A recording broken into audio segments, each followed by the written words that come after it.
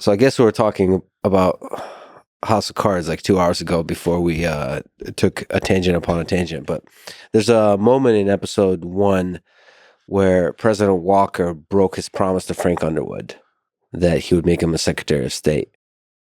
Was this when the monster in Frank was born, or was the monster always there?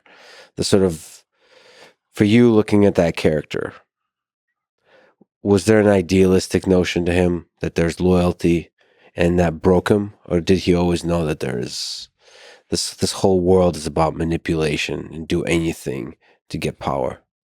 Well, I mean, it might have been the first moment an audience saw him be betrayed, but it certainly was not the first betrayal he'd experienced. And once you start to get to know him and learn about his life and learn about his father and learn about his, friends and learn about their relationship and learn what he was like even as a cadet, I think you start to realize that this is a man who has very strong beliefs about loyalty. And so it wasn't the first. It was just the first moment that, in terms of the storyline that's being built, Night Takes King was the name of our production company. Yeah. What do you think motivated him at that moment and throughout the show? Was it all about power and also legacy? Or was there some small part underneath it all where he wanted to actually do good in the world?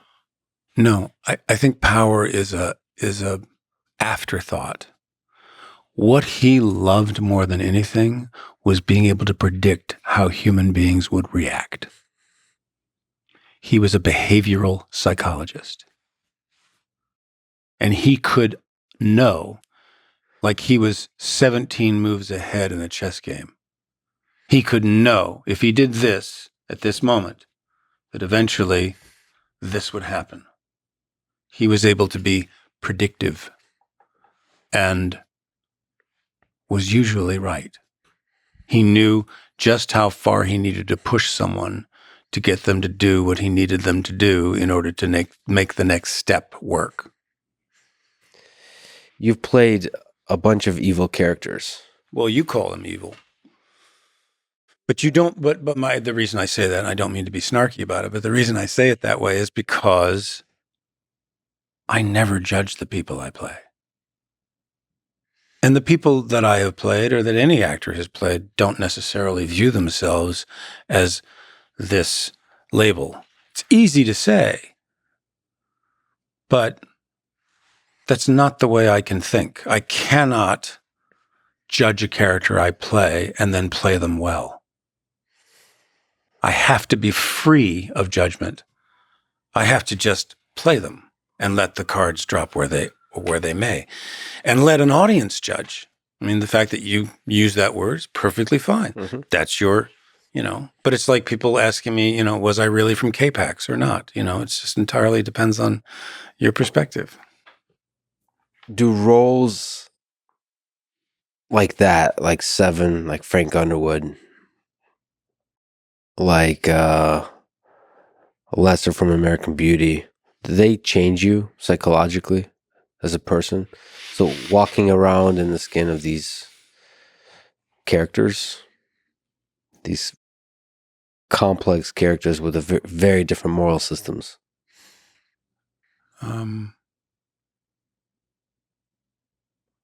I absolutely believe that wandering around in someone else's ideas, in someone else's clothes, in someone else's shoes, teaches you enormous empathy. And that goes to the heart of not judging. And I have found that I have been so moved by, look, yes, you've identified the darker characters, but I played Clarence Darrow 3 times. I've played a play called National Anthems. I've done movies like Recount. I've done films like The Ref. I've done films in which that doesn't exist in any of those characters. Those qualities paid forward. And so it is. incredible to be able to embrace those things that I admire and that are like me, and those things that I don't admire and aren't like me. But I have to put them on an equal footing and say, I have to just play them as best I can and not decide to wield judgment over them. Without judgment. Without judgment. In Gulag Archipelago, Alexander Solzhenitsyn famously writes about the line between good and evil and that it runs through the heart of every man. So the full paragraph there, when he talks about the line, during the life of any heart, this line keeps changing place. Sometimes it is squeezed one way by exuberant evil, and sometimes it shifts to allow enough space for good to flourish. One and the same human being is, at various ages, under various circumstances, a totally different human being. At times, he is close to being a devil, at times to sainthood. But his name doesn't change, and to that name we ascribe the whole lot, good and evil. What do you think about this note that we're all capable of good and evil? And throughout life, that line moves and shifts throughout the day, throughout every hour. Yeah, I mean, one of the things that I've been focused on very succinctly is the idea that every day is an opportunity. It's an opportunity to make better decisions, to learn and to grow. And I also think that, look, I grew up not knowing if my parents loved me, particularly my father. I never had a sense that I was loved, and that stayed with me my whole life. And when I think back at who my father was, and more succinctly, who he became, it was a gradual and slow and sad development. When I've gone back and now I've looked at diaries my father kept and albums he kept, particularly when he was a medic in the U.S. Army, served our country with distinction. When the war was over and they went to Germany, the things my father said, the things that he wrote, the things that he believed were as patriotic as any American soldier who had ever served. But then when he came back to America and he had a dream of being a journalist, or his big hope was that he was going to be the great American novelist. He wanted to be a creative novelist. And so he sat in his office and he wrote for 45 years and never published anything. And somewhere along the way, in order to make money, he became what they call a technical procedure writer, which the best way to describe that is that if you built the F-16 aircraft, my father would have written the manual to tell you how to do it. I mean, as boring, as technical, as tedious as you can imagine. And so somewhere in the 60s and into the 70s, my father fell in with groups of people and individuals, pretend intellectuals, who started to give him reasons why he was not successful as a white Aryan man in the United States. And over time, my father became a white supremacist.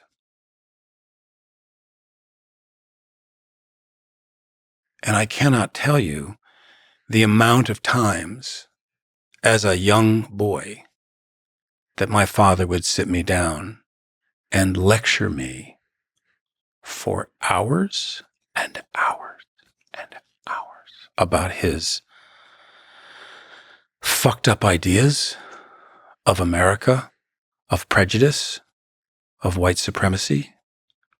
And thank God for my sister who said, don't listen to a thing he says, he's out of his mind. And even though I was young, I knew everything he was saying was against people, and I loved people. I had so many wonderful friends. My best friend, Mike, who's still my close friend to this day, I was afraid to bring him to my house because I was afraid that my father would find out he was Jewish, or that my father would leave his office door open and someone would see his Nazi flag or his pictures of Hitler or Nazi books, or what he might say. So when I found theater in the 8th grade and debate club and choir and festivals and plays and everything I could do to participate in that wouldn't make me have to come back home, I did. And I've had to reconcile who he became. Because the gap between that man who was in the U.S. Army as a medic and the man he became, I could never fill that gap. But I've forgiven him. But then at the same time, I've had to look at my mother and say, she made excuses for him. Oh, he just needs to get it off his chest. Oh, it doesn't matter. Just let him say. So while on the outside, I would say, oh, yeah, my mother loved me, but she didn't protect me.